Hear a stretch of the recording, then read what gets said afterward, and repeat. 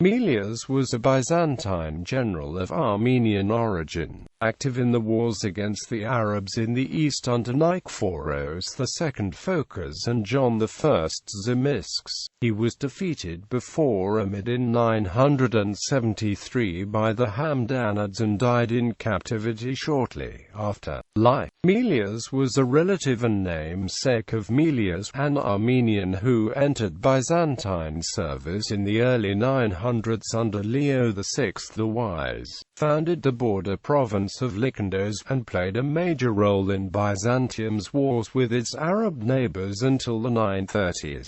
Melias is mentioned in the sources only during the early reign of John I Tzimiskes, but is depicted on horseback along with Tzimiskes in the so-called Pigeon House church at Kavuzan in Cappadocia, which was built and painted during the reign of Tzimiskes' predecessor Nikephoros II Phokas to commemorate him and his family. Melias and Tzimiskes' presence is probably connected with the participation in Nikephoros II's conquest of Cilicia in 965. Although Melias is identified as a magistros in the Pigeon House, this is a later emendation over the original inscription. He probably gained the rank of magistros at or after Tzimiskes' accession. Melias is mentioned in the sources as a participant in the expeditions against the Arabs in Upper Mesopotamia in 972 to 973.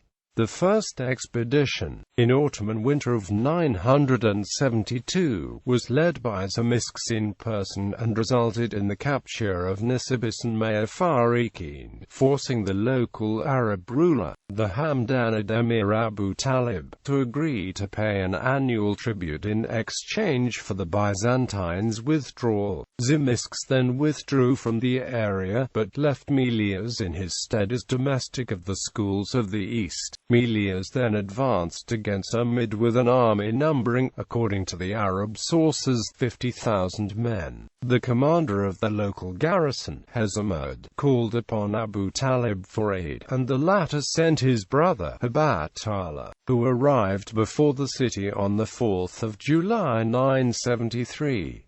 On the next day, a battle was fought before the walls of Amid in which the Byzantines were defeated. Melias and a group of other Byzantine generals were captured on the next day and brought captive to Abu Talib. Melias died soon after in captivity, but the sources disagree on the date and cause. The 11th century historian Yahya of Antioch and Stephen of Taran record that he remained captive at Abu Talib's court until his death in March 974. The 13th century Persian historian Rashid al-Din Hamadani on the other hand states that Melias died soon after the battle before Amid of his wounds. Ibn al-Atir and others record that he died in the year 363 of an illness, although Abu Talib had sent doctors to help him, while the less reliable accounts of Matthew of Edessa and Bar Hebraeus claim that he was brought to Baghdad, where he died from an ulcer.